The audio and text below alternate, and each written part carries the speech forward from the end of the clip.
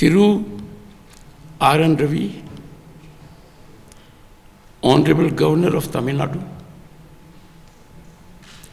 a man of impeccable credentials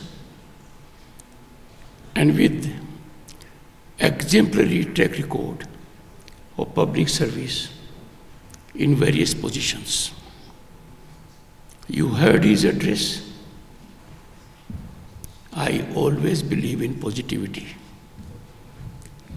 and we will move ahead with that positive approach. We do have sometimes headwinds.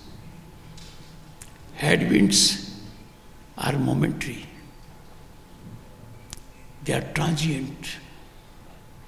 They are never lasting.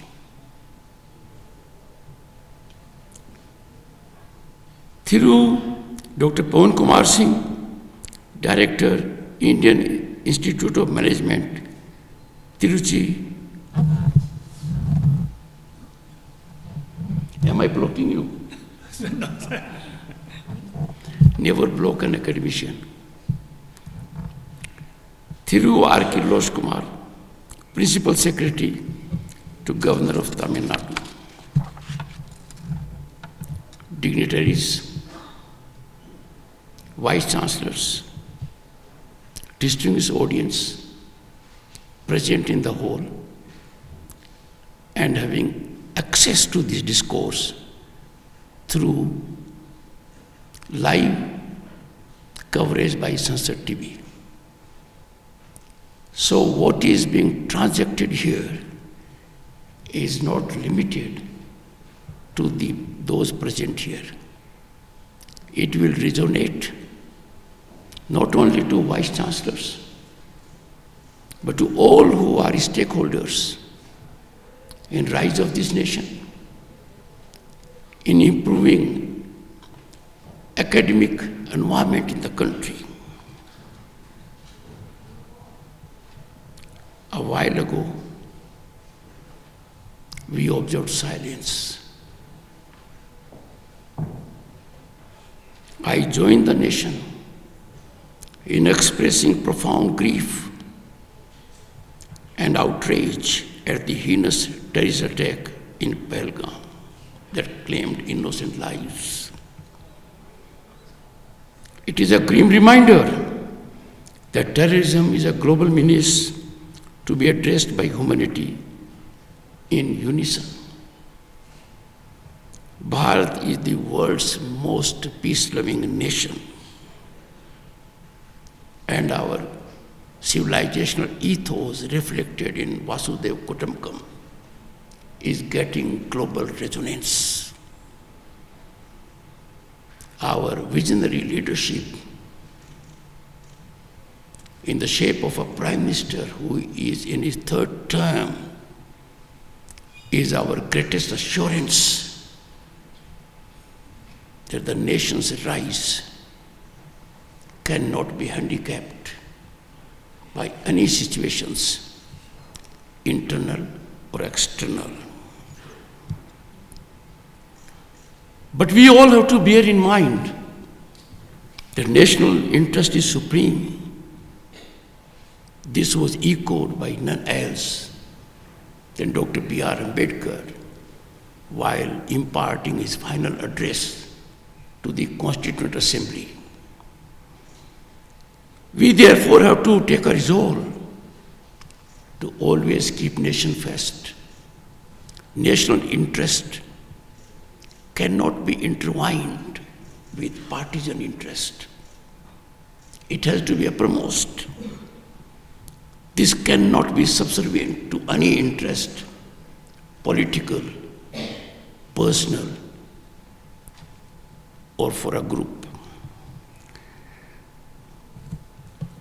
It was with this spirit we observed silence. Distinguished audience, I owe my present position only to education. Was extremely fortunate to get a scholarship and good education. And I therefore realize the importance of education as a great equalizer, one that can cut into inequities, can bring about dignity, can contribute to rise of the nation. And therefore, Honorable Governor, it is an absolute honor and privilege, as also profound responsibility, to share thoughts with those, the Vice Chancellors, the academicians, the administrators in the field of education, who shape those who are destined to shape our nation. That is our youth. Our youth demographic dividend is envy of the world. It is pulsating. It is contributing. That is making a great difference. I must commend Honorable Governor R.N. Ravi for his very thoughtful initiative taken by him in 2022 to have Conference of Vice Chancellors. The present one is in one such series, one in the series. I have no doubt the deliberations would be very fruitful, because when deliberations take place, dialogue takes place, when there is sharing of thoughts, sharing of problems, resolutions emerge, issues that require to be addressed, we get a way out. But I must commend Governor Ravi for another reason. He is doing this because it is his constitutional ordainment. He has taken oath under the Indian Constitution, under Article 159. His oath, as that of the Honorable President, is very significant. The oath he has taken as governor is to preserve, protect, and defend the Constitution and the law. By his oath, he is further enjoined to devote to the service and well-being of people of Tamil Nadu by organizing such events which are extremely relevant to the field of education. Governor Ravi is vindicating his oath. Distinguished audience, education is the most impactful, transformative agent of change. And you all are aware, the only constant is change. And the change must be soothing to society, must be meaningful to society, must give order to the society, respect to every individual. The citizen must pride himself or herself in the system in which he or she lives. We need to nurture our education ecosystem in the backdrop of our historical legacy. Gurukul. The Gurukul concept is sublime. A facet of service to society by Guru. There was free access to those who had earning for knowledge, education. The Guru in Gurukul took everyone under his fold as part of that family. That is our legacy. That calls for revival.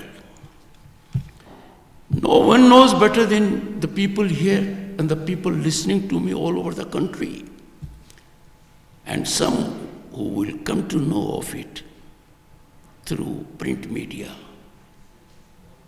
and social media. I assert accessibility and affordability of education is vital. But what is more significant in a world that is changing very fast, accessibility and affordability has to be of quality education. Fortunately, in our country, this is emerging as it is national priority. Only quality education system for all can be transformative. The people here and the people watching it are the prime motivators. Time for your category distinguished audience to fire on all cylinders to bring it about. Much needed change in education can gain momentum with proactive affirmative stance of vice chancellors and others who are stakeholders by virtue of being in governance, political executive, or bureaucracy. Such conferences and congregations are crucibles of thought,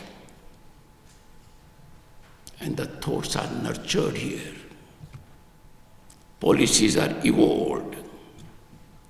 There is purposeful defining of educational goals.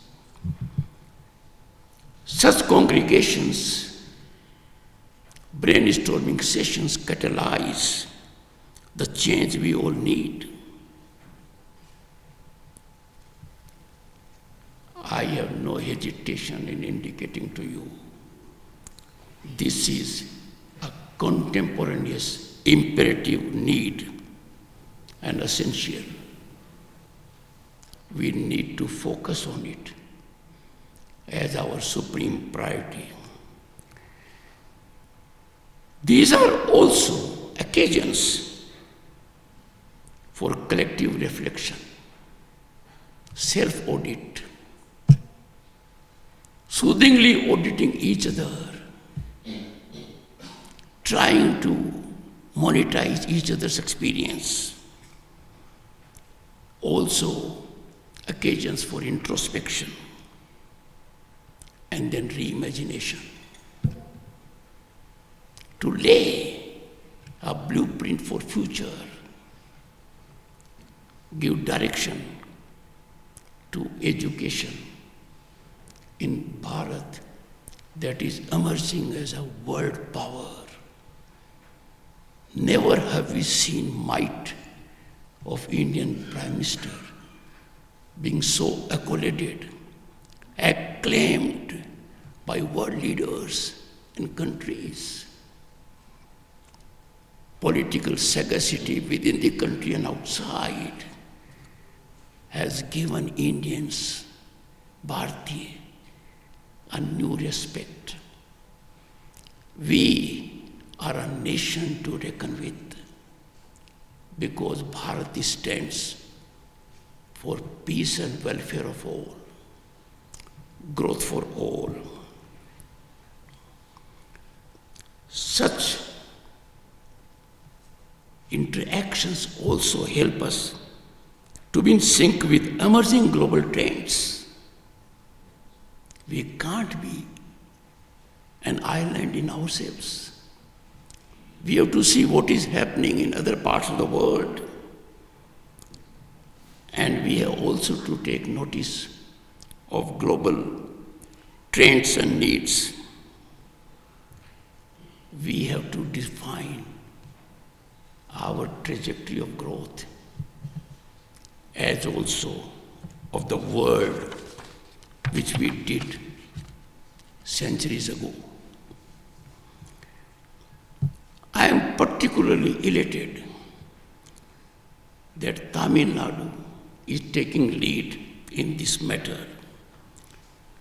Tamil Nadu is a land of vibrant learning centers. Those learning centers must be our North Star now. Tamil Nadu has been home to such widely accoladed learning centers like Kanchipuram and Aniyaram. Aniyaram attracted thousands of students from all over Bharat. I see in these conferences emergence of crucibles of ideation that will rekindle the spirit of Kanchipuram and bring back glory of Aniyaram. We must take pride that it was in Tamil Nadu, Madras University established in 1857. Modern education was exemplified in this land. And the university then and now has leadership in science, law, liberal education, and is reckoned as a prestigious institution throughout the country. Distinguished audience, research and development is now quintessential to progress. We can no longer depend to gain from research elsewhere. We have to be on our own strength. Our educational institutions, particularly universities, IIMs, IITs, institutes of excellence in science and otherwise, have to be laboratories of research and innovation. Our institutions must transform themselves from credential outfits into crucibles of innovation and character. We cannot reduce our institutions just to hand out degrees. A degree from a university must be a potent power in the hand of the degree holder that can help him or her fully exploit his or her potential, realize what is talent and ambitions. I must express my one concern to this very distinguished audience. Research must correlate to much needed solutions. Research must be authentic, not surface scratching or assimilation. You understand much better than I do. Research for the sake of research is no research. A research paper must magnetically attract others as a solution provider. Research must be beyond self, for one's gain.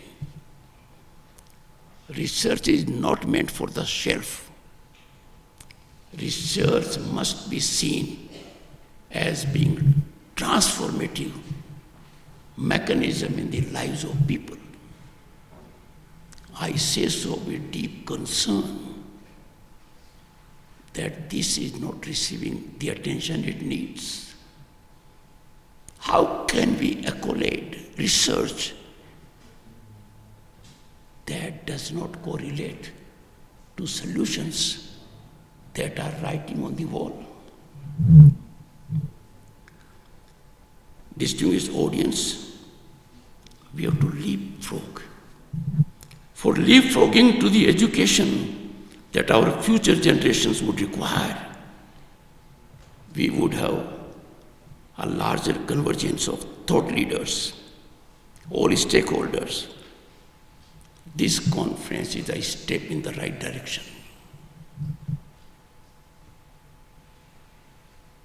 Those present and those not present, all are gainers. Compulsive system sometimes comes in the way, but as I indicated, it is momentary. I cannot visualize anyone in the country whose heart does not pulsate for national growth. I have no doubt the benefits will be there. And therefore, Honorable Governor, this conference, the series you started in 2022, is a well-taken step in the right direction. A sense of gratitude to Honorable Governor's farsightedness. At the heart of India's great institutions in the past, we had visionary leaders, what we call modern vice chancellors. The vice chancellors of today are enormously talented. Mark my words. They are no less visionaries. They are giving everything which they can.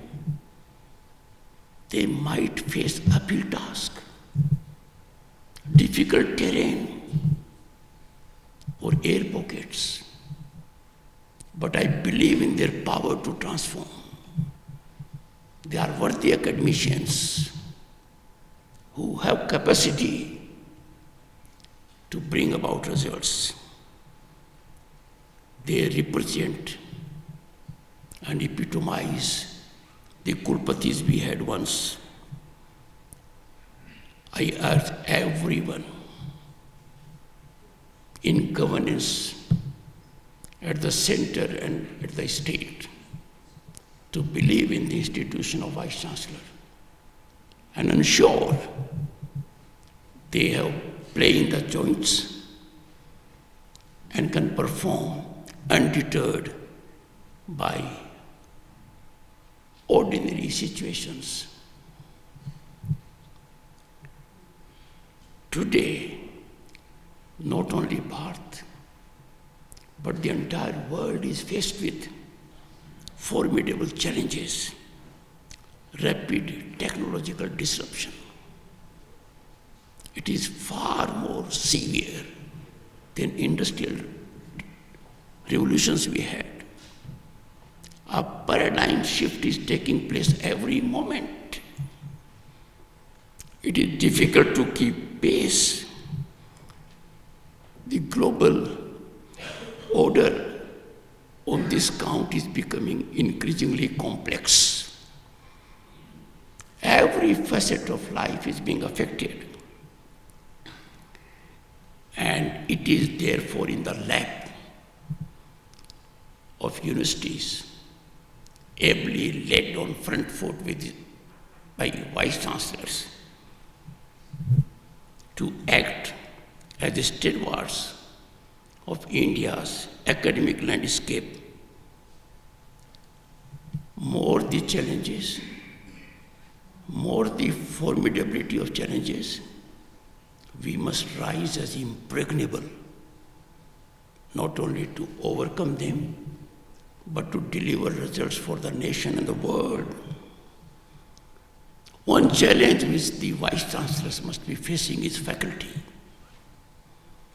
Faculty availability, faculty retention, and sometimes faculty attrition. I would appeal to all of you to engage in sharing with one another. Use technology. Don't be an island in yourselves. It is not a time to be standalone, because this challenge has to be fixed. We have no time.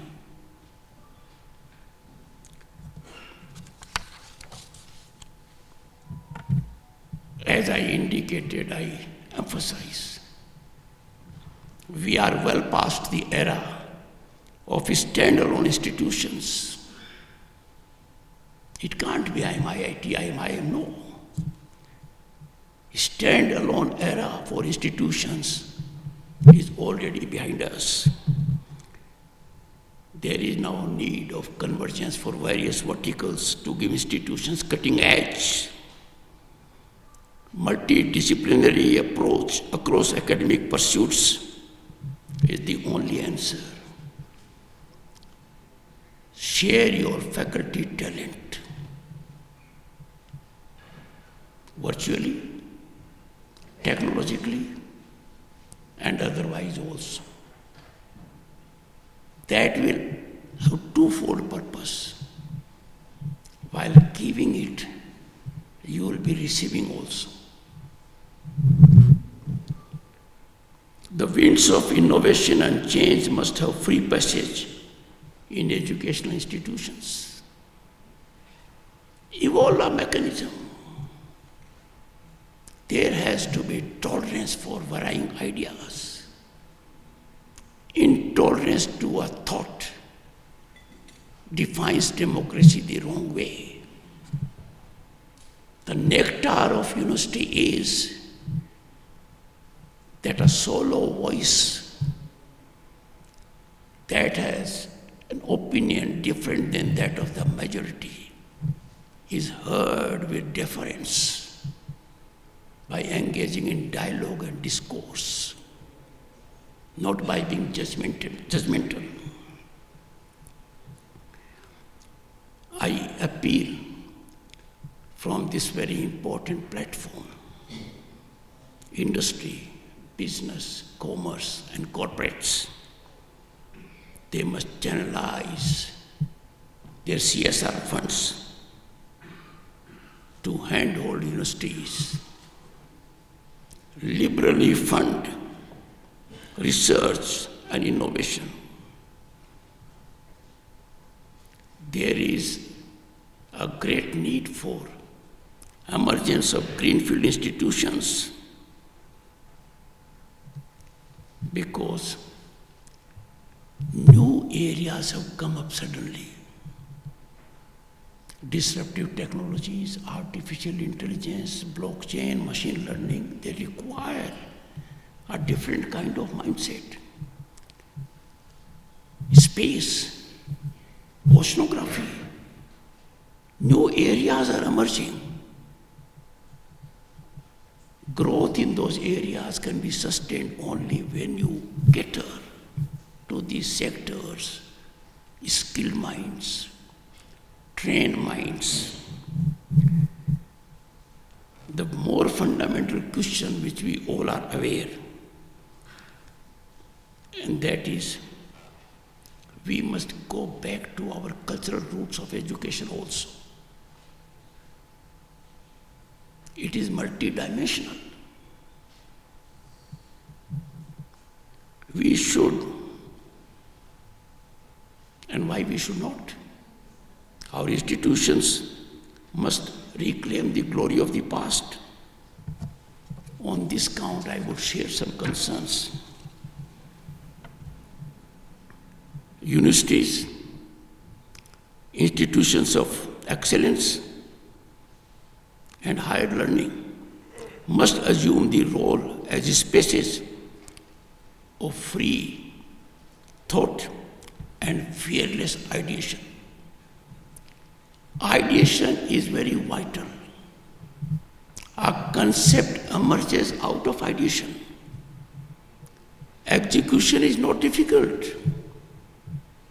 Ideation requires brainstorming, exchange of varied opinions. And the challenges we face today, climate change, artificial intelligence, sustainability, they require interdisciplinary thinking and also ethical reasoning. It is only in our universities that we can go back to our Vedic knowledge, our civilizational wealth, a gold mine when it comes to ethics, innovation. We must foster campuses where intellectual risk is encouraged. Risk is required. A failure is not a failure you must impart to your students. A failure is a myth.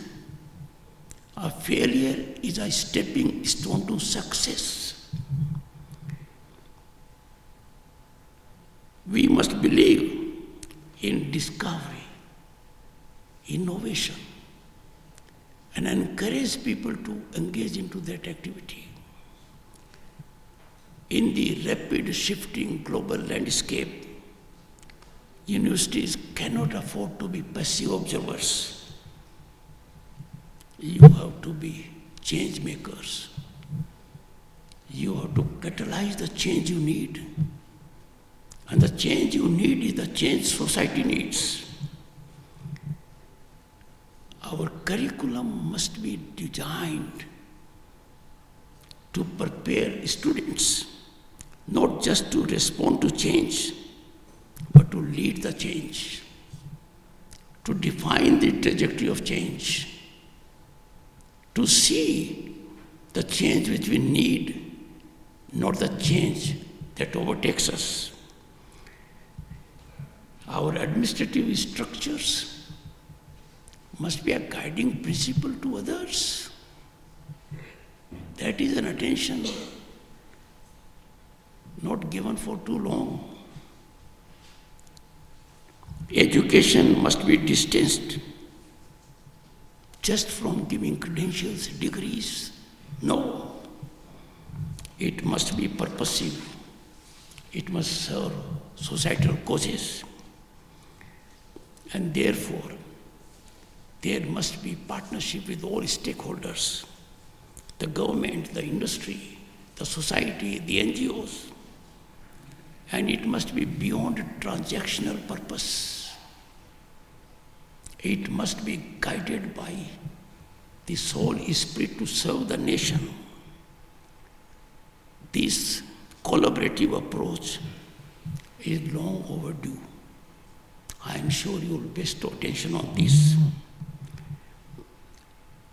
Distinguished Vice Chancellors, your leadership must enable faculty and students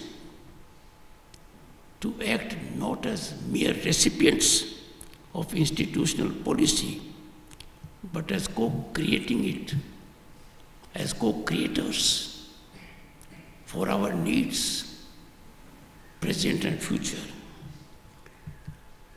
We must learn to promote high-impact, high-risk research that tackles real-world problems. We must incentivize collaborators between universities, industries, and partner internationally also. Fortunately, the present government has shown a lot of focus on this. But above all, we must reintegrate research with teaching. If we look at our ancient model, what happened earlier in our institutions of great eminence that attracted global attention, we must separate inquiry from instruction. We must return to integrated spirit. Today's Bharat is different. We never imagined we will be in this shape. Exponential economic upsurge, infrastructural phenomenal growth, technological penetration, global reputation, system of hope and possibility. When this is the landscape, we must find way for ambitions of our youth to be satisfied. Right now there is mechanism, and I wish it is disseminated extensively in a revolutionary manner, from startups to space technology, from health innovation to green energy, from blue economy to space economy. The opportunity basket for our youth is enlarging day by day. It is continually getting enlarged.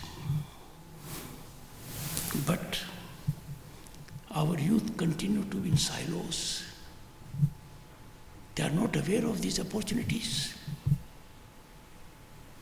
And that is why we have mushroom growth of coaching classes. Every newspaper is having their advertisements. Please make our youth aware of the golden opportunities they have. Let me indicate one aspect. International Monetary Fund, and I know the shift that has taken place. In 1990, I was a union minister, and I knew the stance of IMF then. I know the stance of IMF now. IMF says India is a global destination of investment and opportunity. We need to tell our youth this accreditation, this validation is not for government jobs. It is for the opportunities that are in the basket of youth. We therefore need, distinguished Vice Chancellors, a paradigm shift from our youth job seeking to job creations. Now is the time for Bharat to create innovators and job givers. That transformation requires a Sarthi.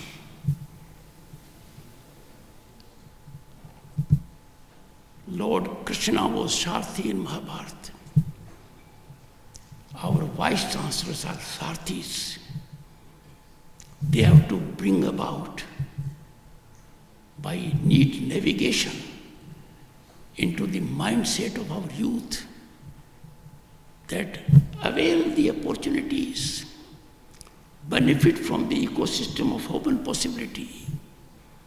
You can realize your talent and potential, fructify your ambition and dreams, because government has affirmative policies.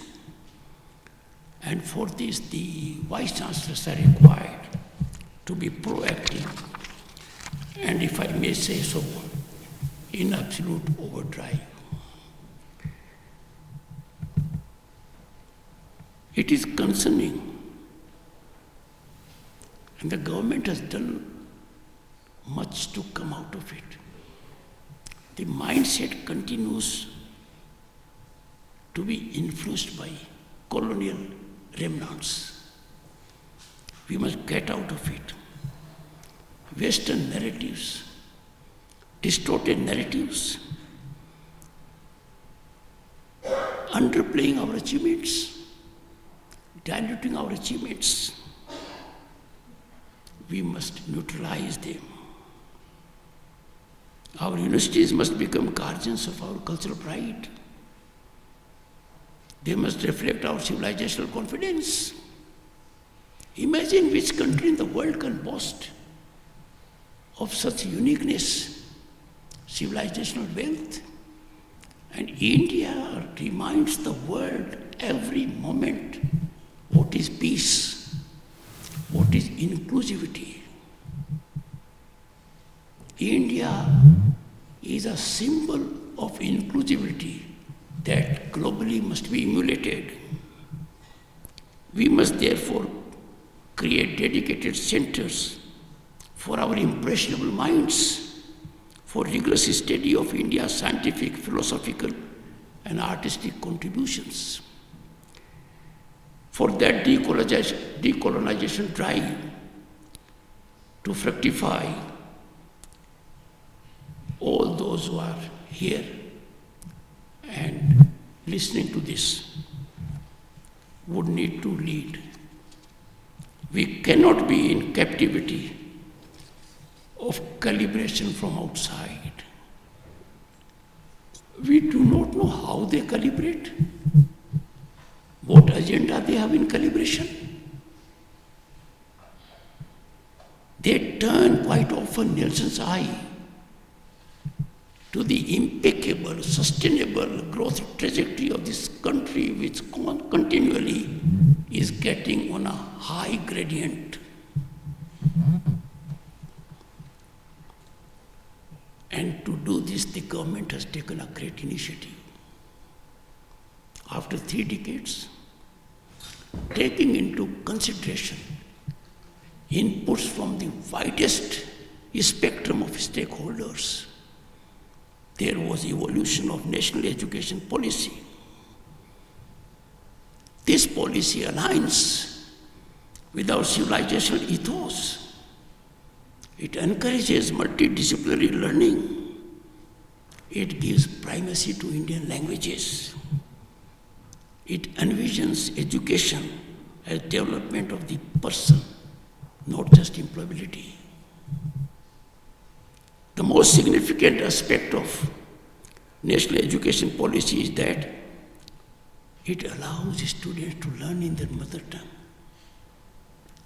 It has got us out of colonial regime. Even medicine, engineering in local languages could not be entertained at one point of time, even in our dreams. It is getting shape on the ground. Let me give you a simple illustration. Neither Bodhayan nor Pythagoras were thinking in English. Neither of them thought English. They thought in their own language.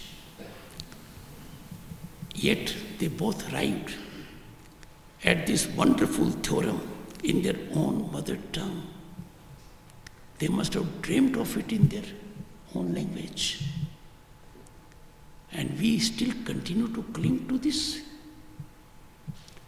contrary to our constitutional spirit. I don't want to go much into that, you can study. I have no doubt, and the Governor State of West Bengal, I was closely associated with the evolution of national education policy. It is game-changing. It is transformative. It is soothing to the students, hand-holding them, giving them latitude. But my problem is that those in academic institutions are not fully aware of this policy.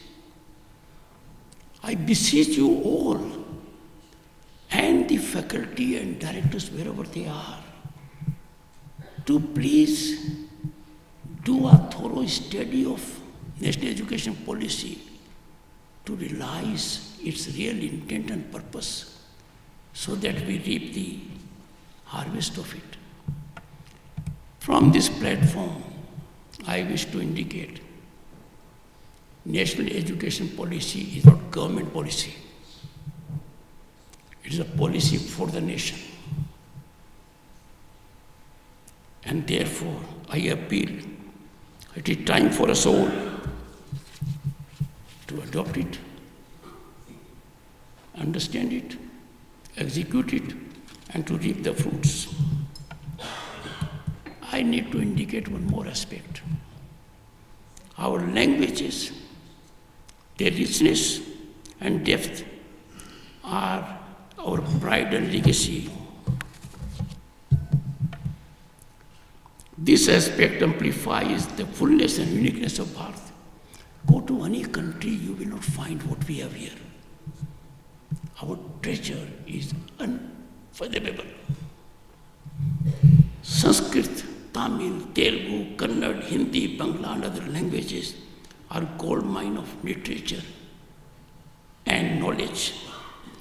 These have national and global footprints. Educational institutions have to nurture with deep focus this treasure. And let me tell you what a pride for Tamil Nadu and the entire country.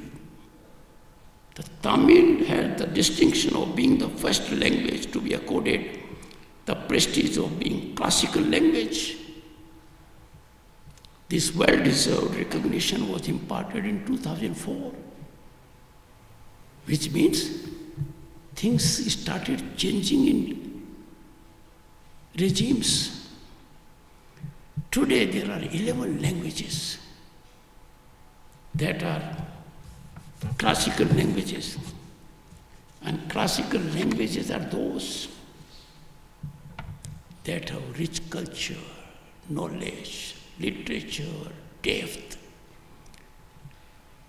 Let me just indicate the 11 languages because I had the occasion as Chairman Rajya Sabha to declare to Rajya Sabha that Marathi, Pali, Prakrit, Assamese and Bengali were recently given the status of classical languages.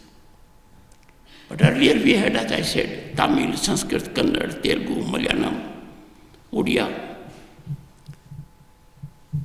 Go all over the world.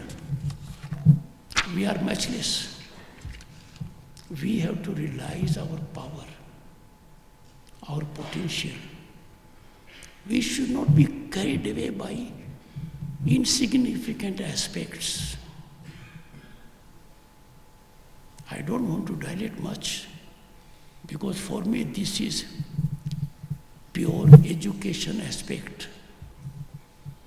Those present to me are as important those who are spread all over the country and getting to know about it by live broadcast of Sunset TV. But we have realized that if our students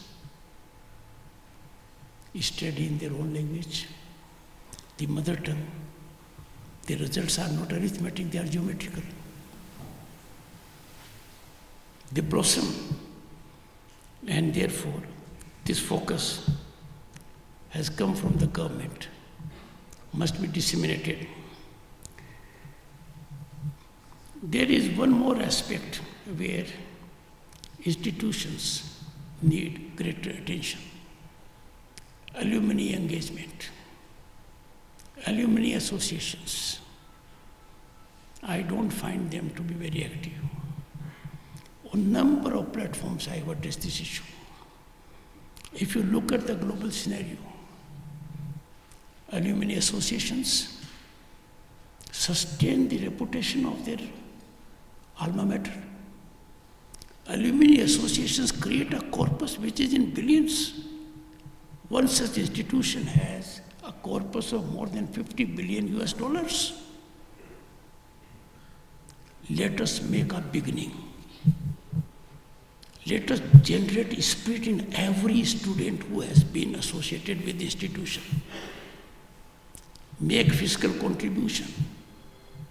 Quantum thereof is not important. It generates a different kind of connect. Because you become stakeholders in your alma mater growth. And the structured, robust alumni engagement frameworks across universities can be game changer. Just imagine if we had confederation of alumni associations of IITs or IIMs or AIMS or universities. We will have such a think tank.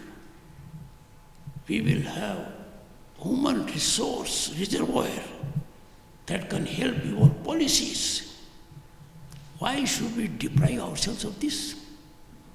Take initiative. I am sure all of you will start working on university, corpus culture, and alumni associations. When you have alumni associations and federation thereof, you automatically connect nationally and globally. Our inclusivity is reflected. I have taken enough time, but I will conclude. Respected Vice Chancellors, we stand at a momentous crossroad. Behind us lies a legacy of greatness and interruption. I say interruption because 1300 years ago we had Nalanda. It was blossoming. It was set on fire. Fire consumed precious books, continued for days. Ahead us is a path unwritten, but very promising, with huge potential. Can be game changer for the nation and the world. Nation is blossoming with hope and possibility. but it will be an ecosystem imparting for the entire club if we take right steps now. Let us build institutions worthy of our civilizational past and having competency of meeting our present and future needs.